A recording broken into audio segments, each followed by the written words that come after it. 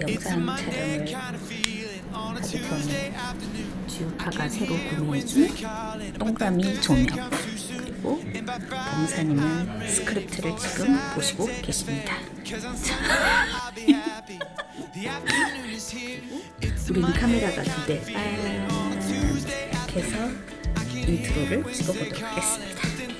안녕하세요, 지우맘입니다. 오늘은 많은 분들이 궁금해 하셨던 뉴질랜드의 무상교육, 자녀 무상교육 혜택이 받기 위해서 부모님들이 어떤 공부를 하셔야 되고 그 비자 조건은 어떤지에 대해서 법무사님을 모시고 이야기를 나눠보도록 하겠습니다. 자, 법무사님 지난번에 인사하셨으니까 그냥 오늘은 이름만 간단하게 얘기해 주세요. 양천주입니다. 네, 자 빨리 시작하도록 하죠. 네. 오늘은 자 무상교육에 대해서 얘기를 나눌 건데요. 사실 제가 캐나다에도 주유맘이 한 1년 있었잖아요. 정말 잘 돼 있거든 무상교육이. 심지어 보조금도 잘 나와 캐나다는. 뉴질랜드 진짜 꿀려. 그럼에도 불구하고 이 또 뉴질랜드의 장점들을 보시고 오시는 분들을 위해서 조금이라도 금전적으로 좀 혜택을 드리려고 자 말씀 나눠보도록 하겠습니다. 그럼 무상교육의 기본적인 그 뉴질랜드 이민상의 프레임에 대해서 살짝 말씀을 해주세요. 네. 이제 무상교육이 맞죠? 그 초등, 중등, 고등까지. 고등. 대학은 안 그러니까, 돼요. 펄셔리는 안 돼. 펄셔리가 대학교니까. 그렇죠. 네, 초중고에 다니는 기간 동안에 네. 학비를 도메스틱으로 현지 학생으로 취급이 되는 거죠. 그렇죠. 그래서 공립학교는 돈을 안 내셔도 됩니다. 사립학교도 현지 사람들처럼 내면 됩니다. 예를 들어서 크리스틴 그렇죠. 뭐 유학생은 45,000 뭐 이 정도인데 네. 그냥 현지 뉴질랜드 시민권의 영주권자들은 2만 얼마만 내면 되잖아요. 네. 그러니까 이것도 다 그 현지 2만 학생. 얼마에 현지인 학생 비용으로 적용되는 겁니다. 네. 이제 엄마는 아빠가 네. 이렇게 가까이서 얘기하는 처음. 이렇게 건너편에서 내 옆에 앉아가지고 얘기하는 거 처음이라. 네, 이것도 죄송해요. 재밌어요, 나름. 집중할게요. 네, 집중해주세요. 네, 공부하는 부모가 있고 또 네. 일을 하는 부모가 있을 거고 네. 또 일을 하는 부모가 있기 때문에 거기에 해당되는 자녀들이 대학교를 제외한 학교에 무상 교육을 받을 수 있다는 거죠. 예, 자, 맞습니다. 근데 이 모든 과정을 해주지는 않나요? 뉴질랜드가 사실 은근 좀 쪼잔하거든. 그래서 여기에 조건들이 있습니다. 네. 조건을 얘기해 주세요. 꾸준한 조건이 뭐가 있냐면 이제 한마디로 저번 주인가 이제 저번 촬영에 얘기했던 그린 리스트에 해당하는 네. 직업을 하기 위해 필요한 학력을 공부하는 경우가 되겠죠. 그렇죠. 그린 리스트 티어 1, 티어 2와 상관이 없죠. 네. 예. 자, 이 동그란 이 조명이 장난 아니에요. 사실 근데 엄청 얼굴 나 왜 이렇게 까맣게 나와? 이게 가까이면 나 법무사님, 그러면 자녀 무상 교육을 받기 위해서 저는 무슨 공부를 해야 되죠? 저한테 맞는 거 하세요. 법무사님, 제가 자녀 무상 교육을 우리 애들을 여기서 공부를 좀 시켜보려고 하면 네. 돈이 많지 않으니까 있어도 아껴야 되니까 네. 제가 무슨 공부를 해야 될까요? 1차적으로 본인의 적성을 생각을 해보시되 네. 그린 리스트 안에 있는 직업을 할 수 있는 학과를 위주로 보시면서 그 안에서 적성도 고려하시면서 고려하셔야겠죠. 삐! 이러시면 안 된단 말이에요. 근데 답이 뭔데? 유아교육과야? 뭔데? 지금 이 부모의 심정으로서 적성을 무시하고 우리 아이의 교육을 위해서 내가 올 거라는 이 구독자분들이 넘쳐나신단 말이에요. 물론 적성을 찾고 하는 거는 이제 영주권과 그 다음에 이제 향후 뉴질랜드로 오래 살기 위한 이런 플랜이 있고 또 나머지 플랜은 그냥 공립 무료만 생각하셔서 한 2, 3년 정도 오시겠다고 하시는 분도 있고 이런 고객의 니즈에 따라서 우리가 맞춰가지고 상담을 해주는 거 그건 제가 할게요. 그건 그렇죠. 제가 할게요. 원장님이 하셔야 되는 일이라고 생각해요. 되게 어려워요. 질문 듣는데 뭐라고 그러니까 그쵸. 네, 왜냐면 공부는 영어가 습관돼야 되잖아요. 그쵸. 네, 너무 디테일하게 들어가나? 근데 영어가 과마다 필요한 정도가 다른데 그쵸. 네, 저 같은 경우는 예전에 피지오를 했단 말이에요. 네. 못하고 해서 물리치료사. 네, 그때 이제 한국에서 대학 다니다가 한국에서 1학년 하고 내가 영어 제일 잘하는 줄 알고 영어 영문학과니까 잘하는 줄 알고 영어 영문학과셨어요? 네. 네네. 들어갔다가 IELTS 바로 시험 봤더니 5.5가 나왔어요. 그래, 나도 그런 적 있어. 네, 그래가지고 좌절했죠. 뭐죠? 깜치다가 5.5가 나온 거지. 네. 그래서 아카데믹이라 어려울 거야 해가지고 했는데 다시 파운데이션 코스를 했구나. 그렇지, 오타고 파운데이션. 네, 오타고 파운데이션 5.5면 들어가죠. 맞아요. 근데 이제 2학년 때 실습에 대한 부분이 생길 때 스트로크가 걸리신 할아버지 아직도 기억이 나거든요. 이제 실습 자리에서 다 앉아가지고 이제 어세스먼트 우리는 이제 버벌 어세스먼트 뭐 이런 거를 해야 될 때 이 할아버지가 얘기하는 거 그래서 이 병의 원인이 뭘까 어떻게 하면 고칠 수 있을까 트리트먼트를 만들어야 될 때 우선 들어야 되잖아요. 들어야지. 안 들리는 거예요. 안 들리지. 그 할아버지가 말씀하시는 게. 내추럴도 오셨던 할아버지니까 거기 영어니까 이게 우리 한국 사람 내추럴 걸리신 환자분을 대화할 때 어려움이 있잖아요.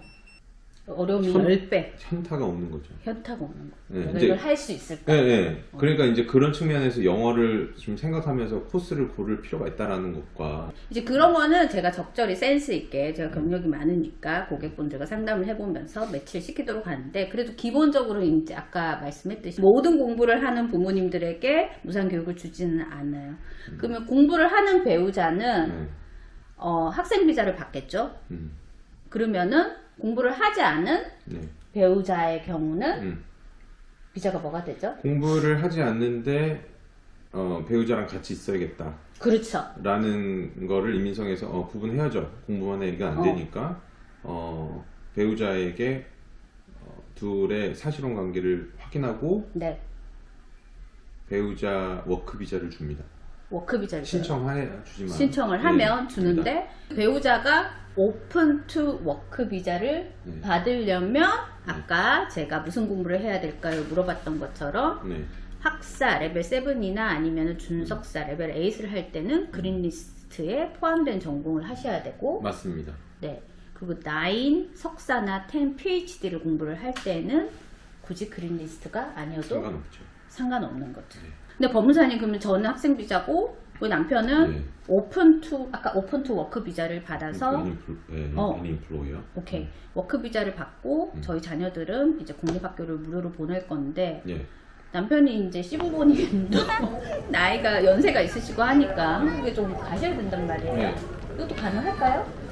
가능하죠. 네. 가능합니다. 이제 배우자가 공부를 하고 그래서 내가 일을 해야 되니까 워크 비자를 신청을 했는데 이제 그 이유 때문에 자녀들이 무상교육 혜택을 받게 되는 거잖아요. 네네. 그런데 뉴질랜드에서 일을 하려는 비자를 받았는데 한국의 어떤 상황 때문에 돌아가야 된다. 그럴 경우에는 돌아갈 수 있습니다. 아빠가 저는 애들이랑 남고 계속 공부는 하고 가능합니다. 자 그럼 공부를 해서 제가 졸업을 했어요. 그러면은 지난번에 앞 영상에 말씀드렸듯이 졸업한 후에 오픈 워크 비자라는 거를 받게 되죠.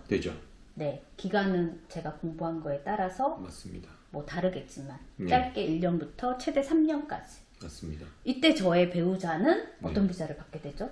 그때 배우자 역시 워크 비자를 받을 수 있게 되죠. 동일한 기간 동안. 그러면 애들은 제가 공부를 끝났어도 저의 워크 비자와 배우자의 워크 비자 둘 중에 하나에서 파생되는 무료가 또 되겠네요. 그렇죠. 대학교로 입학 나이 전이라면. 그 대학교로 입학을 가면 애가 단독으로 진행을 해야 돼요. 학비도 올라가고. 뭐 그 전에 영주권을 받으신다면 당연히 무료가 되겠지만 대학교가 무료는 아니죠. 현지 학생 학비를 내는 거죠. 그렇죠. 1년에 뭐 얼마 현저하게 차이는 나죠.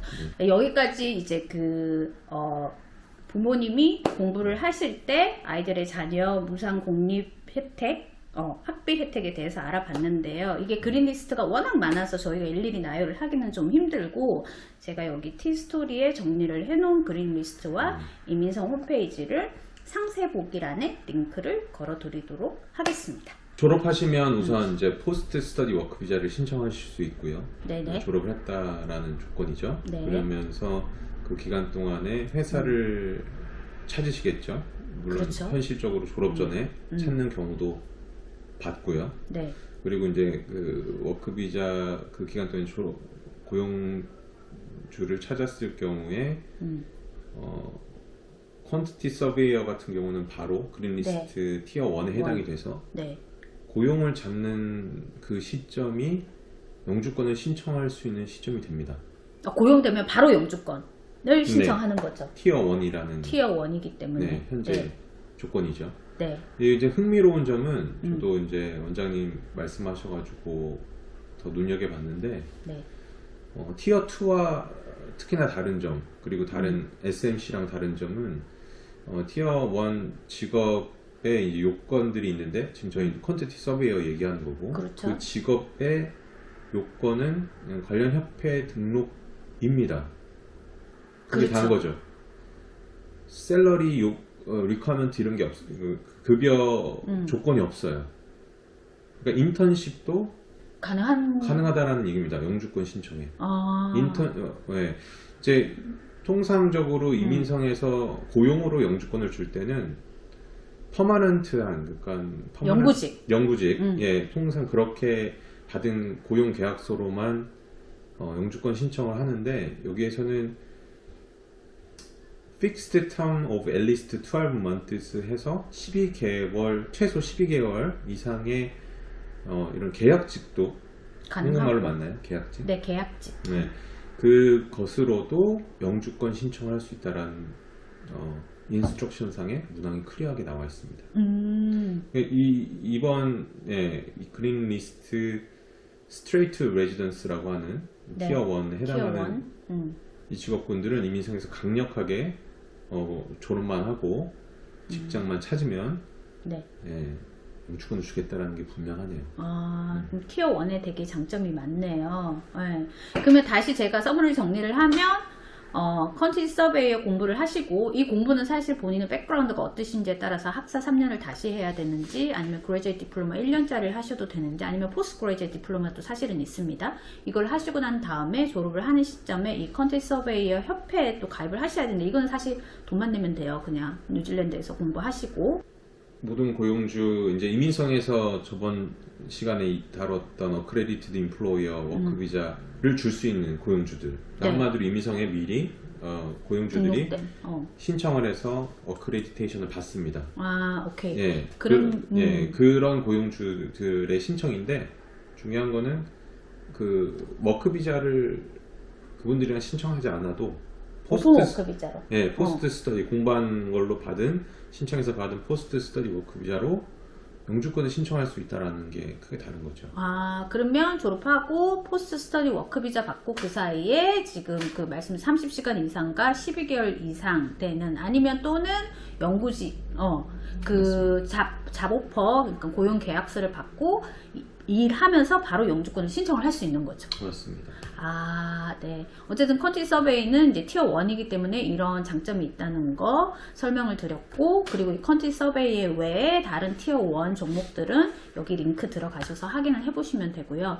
다음번에는 제가 이제 나는 그린 리스트에서 일을 한다, 남자 2호 물리치료사 분과 인터뷰를 잡았습니다. 그래서 제가 미리 지금 인터뷰 전에 공지를 드리는 이유는, 혹시나 피지오세라피스트, 네, 물리치료사에서 법무사님도 잠깐 공부를 하셨던 이 물리치료사에 대해서 Q&A 조금 궁금하신 게 있으시면은 질문을 밑에 댓글로 달아주시면 다음 인터뷰 때 제가 참고해서 인터뷰를 하도록 하겠습니다.